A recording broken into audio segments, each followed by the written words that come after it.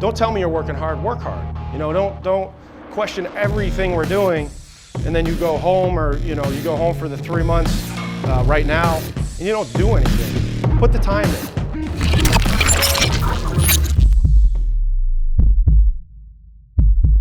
All right, thank you very much. Excited to be here. You know, great. Feel very honored to be here speaking at this summit. Obviously been reading Elite for a long time. You know, the best way I found out about it was Nate Harvey, sitting right here. I played with Nate, played against him in high school, played with him at college. And when we were in college, he was the guy that we all looked up to, and he was writing programs, and he had stuff that, you know, we were all looking at, a bag of chains he carried around. And, you know, before that was, you know, anybody knew what was going on there, but really introduced me to this and West Side and some of those ideas. Today I'm kind of talking about large group coaching and ways to vary depending on what you have. I'm going to kind of touch on a lot of stuff. I'll go quick. I have a ton of slides, videos, and stuff like that. I just want to kind of give you a lot of information about what we do and how we do it. And from this standpoint, kind of the same thing Buddy said, like this is what I do. This is not, I don't think I'm 100% right. This is just what I do. This is what's worked for me. You know, and some things I know that I have on here will get me in trouble with certain people in here, but that's fine. Again, it's just my opinions of stuff. I just want to say a couple things. My wife, we just had a baby 6 weeks ago, so when I said I would do this, our baby was going to be about like 4 weeks old. You know, she is the best. She understands the time commitment, obviously our season, and then the season's over. I come out here, I leave for a weekend, and that's why I have to fly right back tonight. But my parents, my brother, a support group. As you get into coaching, anybody young getting into coaching, a support group. Whatever that support group is, whether it's family, friends, you need to have that. You need to have someone to lean on, to vent to, so you don't get yourself in trouble by venting to the wrong people, I always say. And we all know coming up through this industry, you're not getting paid the most. It always helps to have someone giving you maybe $100 to go eat, to do something, and I'm very thankful for that. And the value system that was put in me, I grew up in Buffalo. I know there's not a lot great from Buffalo, as I found out today, but I'm from a little bit south, so I'll take that. From a farm, I grew up on a farm. We raised what we ate, gardening, all that stuff, and I think really that's helped me throughout my career in this, is just staying humble. Thanks to the Jets, our coaches, our players, our head coach, our GM. Without these people, I couldn't come do this, so I always want to make sure I say thank you to them. The coaches I played for or worked for, Tim Miller introduced me to Bigger, Faster, Stronger in high school. I know it is what it is, but for me at that time, it gave me structure, it gave me something to follow, and it kind of built something for me that's helped me my whole life as far as what I got into, my passion, and continuing forward. Rocco Salomone, again, Nate Harvey sitting right there, played for him, RIP. No excuses was his biggest thing. Don't make excuses. Find a way. Continue to strive on. I don't want to hear why you can't do something. Figure it out. Find the best way. And we know in the strength world, that's what you have to do. You wish you had all the money in the world. You wish you had the best resources. Sometimes you don't. I coached at Dickinson College, Villanova. We didn't have a lot of money. I figured it out. I built my own stuff. So don't make excuses. Do your 1/11th. Stay in your lane, okay? I don't go comment on the players we bring in or how we're running plays or anything from that standpoint. I do what I do. If I'm asked to move out of that lane, I do that. But for the most part, I'm staying what I need to do. Andy Talley, Villanova University. It's nice to be important. It's more important, It's nice to be important. It's more important to be nice. Now that comes in for dealing with people. Communication is heavy in what we do. So if I walk around here and I put my head down and I don't talk to anybody, all right, that doesn't do anything. I want to engage people. I want to talk to people. I want to listen to people. All that stuff comes into play. Phil Matus sitting right here in the front row. He played for me.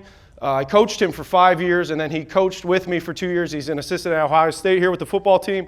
He knows that saying very well. The head coach would say that all the time, and I'm sure he also says it to himself as well. Phil was my guinea pig. When I took over, he was a freshman in the second semester. And he's one of those guys that he's like a brother to me. We always communicate, and we won the national championship in 2009, and we tried some things we never had done, and it was just him. And the way he developed kind of took us to the next level here.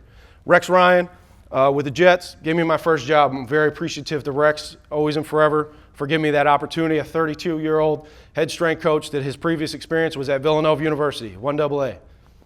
Gave me an opportunity. It was an opportunity. I took it. I ran with it, okay? Never been in the NFL, didn't play in the NFL, took an opportunity, ran with it. Todd Bowles, our head coach now, he believed in my program when he came in. I met with him. We talked about it, and he gave me an opportunity as well. The other thing I learned about Coach, and Buddy probably knows this too, is he is as cool as a cucumber. You look at him on the sideline, it doesn't matter. We didn't have a great season. He is always calm and under control. That helps him think properly throughout a game, and that's something I take from him every day. Coaches that were influential to me, Dave Tate and his staff, Elite FTS, unbelievable resource, equipment, everything you can need for our profession is available. And you call here, you talk to Matt, and you get service right away. To me, that stuff's awesome. And then all the knowledge, all the coaches that have written on there, all the people that you come here and you get to meet. I met Jim Wendler in the hallway. That was awesome for me. We use a ton of his stuff, and I've never met him. So I put on the bottom here, most of these guys I haven't met. Louis Simmons, Buddy Morris. Buddy spoke at a clinic at Villanova in 2008. Him and Joe Ken came to Villanova, spoke. Unbelievable. It stayed with me forever. I've never forgot that. I don't even know if he remembers that. It was an unbelievable experience. It set something for me. I've read all stuff. I follow him. He's up here speaking today. I got a book of notes. Joe Ken, Mickey Marotti, all these guys right here, all of these guys have had an impression on me, and that's why I like to come back here and speak. I like to talk when I can.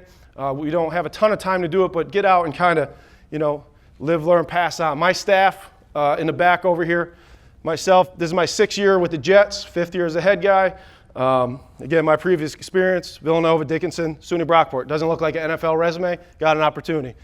Aaron McLaurin sitting in the back over there. His 4th year with me, awesome, takes care of so much stuff for me.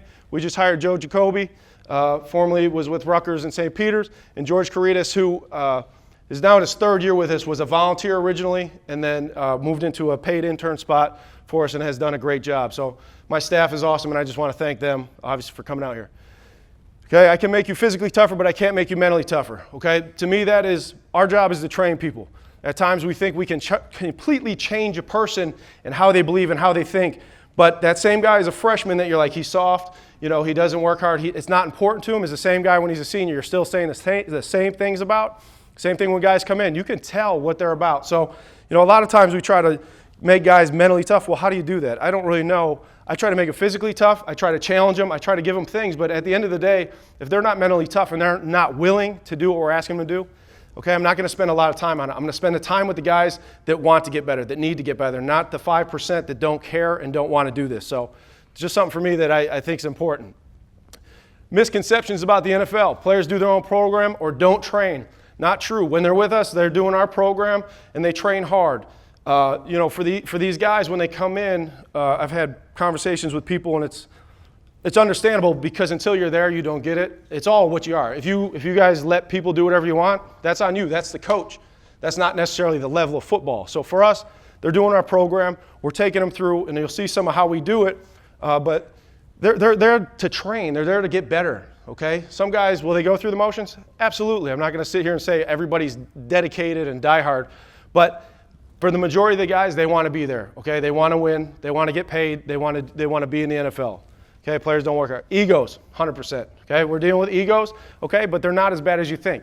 If you can communicate with somebody, all right, and you could tell them why you're doing something, and they might come to me and say, I'm doing whatever, I'm training some way. I'm not going to say, well, that sucks, that's stupid. I'm going to communicate to them, okay, on why is that really getting you better for what you need to do here, okay? Is that really the best thing rather than just push them away? I try to communicate with those egos and help them understand why we're doing stuff, all right? You can't coach them. You can't coach them. Can you yell at them? Yeah, if it's necessary. Do I yell every day and just hoot and holler just for them? No, I don't.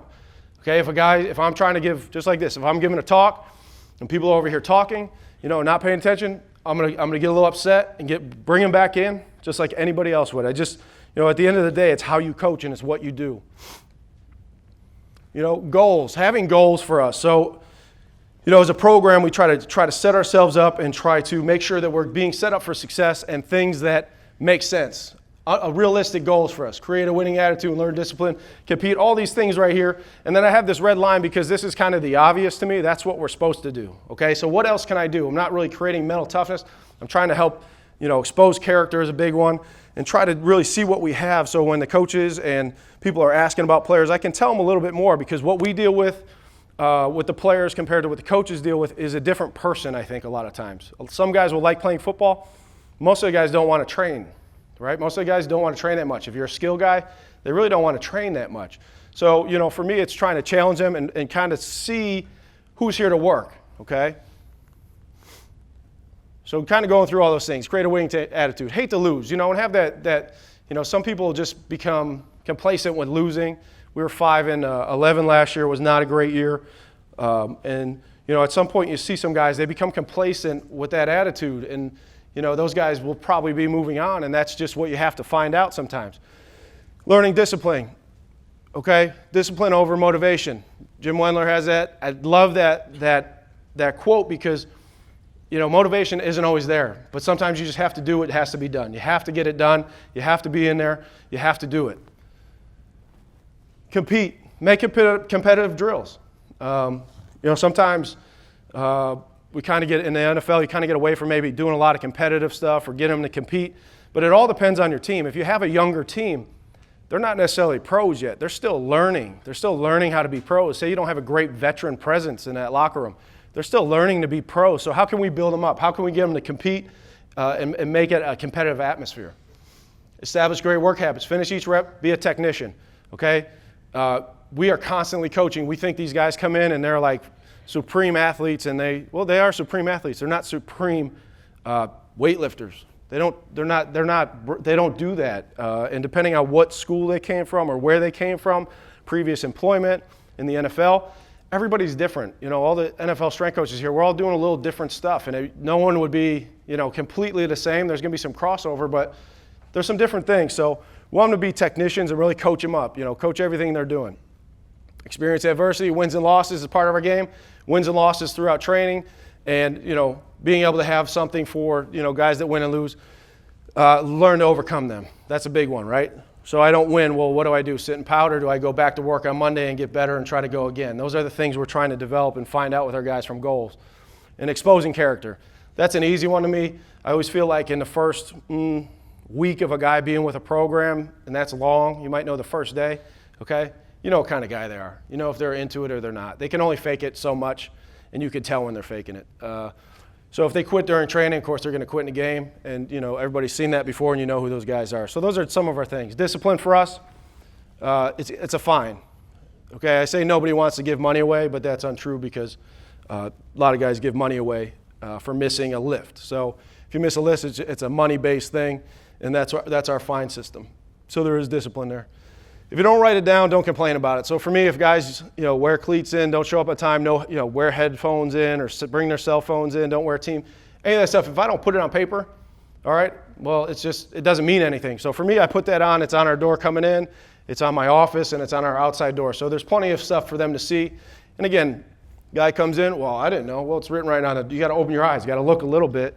We kind of tell you everything. So, just easy things like that I put in, and it cleaned up a lot of stuff. Pick up after yourself. Weight room pride. Logos up. Again, we kind of, these are high-paid athletes, but at the end of the day, they have to have some type of weight room pride. They have to want to be in there. They have to take some pride. This is their home. A book, it's called Legacy. Joe told me about it. It's about the All Blacks, and they talk about how the All Blacks clean their locker room up after a game. They take pride in what they do. They say nobody takes care of the All Blacks. We take care of ourselves.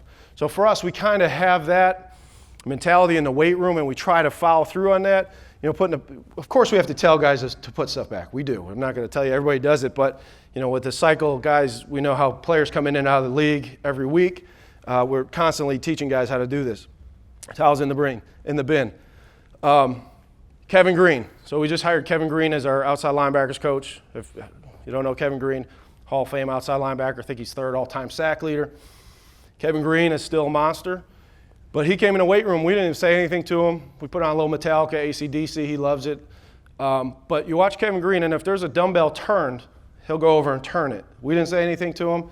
He just started doing it because that's the type of guy he was. He's a Hall of Fame football player, attention to detail. Small thing, but we noticed it real quick, and it was just one of those things that we thought, that's a weight room pride guy, and that's why his career was what it was. Our program, I just want to show you a little bit what we're doing here. a good quote here, and for me, it's just your preparation has to be there. You have to prepare. You have to put the time in. Otherwise, it's all just talk. So don't tell me you're working hard. Work hard. Don't question everything we're doing, and then you go home, or you go home for the 3 months right now, and you don't do anything. Put the time in. Buddy talked a lot about how to prepare guys, and why is a guy in January doing change of direction? It doesn't make any sense. These guys just played all season. He touched on a lot, so I'm not going to bear on it, but the same belief for us. Like, you have to be smart. You have to know who you're working with and hire good people to take care of you. Kind of our off-season assessment, Bob Pod, assessment run. I'll just kind of run through this so I don't take too much time. Off-season overview. To prepare the players for OTAs. Again, Buddy, I don't want to touch on too much stuff he did, but that's our main goal in the offseason, is to get these guys ready for the coaches, because they're going to go out, they're going to practice, they're going to run a lot. So for us, the first 2 weeks, we're really trying to bring them up. It's a GPP phase because I don't know what we're getting, so we have to be smart with that and get the guys built up in the first 2 weeks. We do work some change of direction and linear conditioning, tempo runs, all that stuff to try to build these guys up. So we don't just think they come in and they're ready to go. We slow play it. We're going to take it slow. I'm always into doing less than more. I don't want to just drop a bunch on them, and then they're sore and they can't do anything, and they're like, Buddy's touched on. Same thing, okay? Obviously, increase all that, decrease body fat, keep players healthy, improve muscle quality, create a competitive atmosphere. We lift 4 days a week, 4 days of running, same setup. Monday through Thursday, not great. You better watch your volume and better be smart with the players. Heavy communication with our athletic training staff and our coaching staff. So after those first 2 weeks, they start to get with the coaches. And this is applied to in season too. You better be communicating. You better be out there watching practice. And you have to watch each player. Now, if player A is taking 75 reps and player B is taking 20, they obviously can't do the same thing when they come to us. So in that time, say they're on the field for 2 hours, then they'll come to us for 2 hours. Now, if our receivers just ran a long ball day, they were hitting all the go routes, the post, okay, the flag, all that stuff, well, I'm probably not going to take them and do sprint work that day. I'm not going to take them and do tempo runs. They already got it in. But maybe the O-line was over, doing some short steps, maybe a little bit more talking for that group, maybe, the D-line. You have to pay attention to that, because then when they come to you, I have to make the adjustments, because I can't just, we're all doing the same thing, because it's really easy for me just to do that. You better have a plan. And again, not to be redundant, but you have to change. If we have that on a piece of paper, hey, we're going to run whatever, 1840s with the big guys, okay? Well, they were doing extra conditioning because they didn't pay attention, so they were running, half gassers with coach during practice. Well, now I have to adjust. Otherwise, I just continue to beat them up, and we're not going to have a recovery period when we're training 4 days in a row. Okay, and for us, as we go through here, we have big groups in the off-season, 40 to 45 players. We have 2 lift groups. The procedure, they come in, they're going to roll out, hip mobility, ankle mobility, lunge and reach, dynamic warm-up, maybe some type of central nervous system, warm-up stations, begin the run. We always run first, then we lift. The lift days are on the bottom there. The reason we run first is because if you can't run, you can't play football. A lot of guys can't lift weights, but they're really good football players. So for me, the most important thing is to get our running in, to get our movements in, and to get all that done while they're fresh. And then usually a lot of times when we go in, guys are surprised about how good they feel if we throw them under the squat rack and get rolling. Our running program, change of direction on Monday, obviously coming up.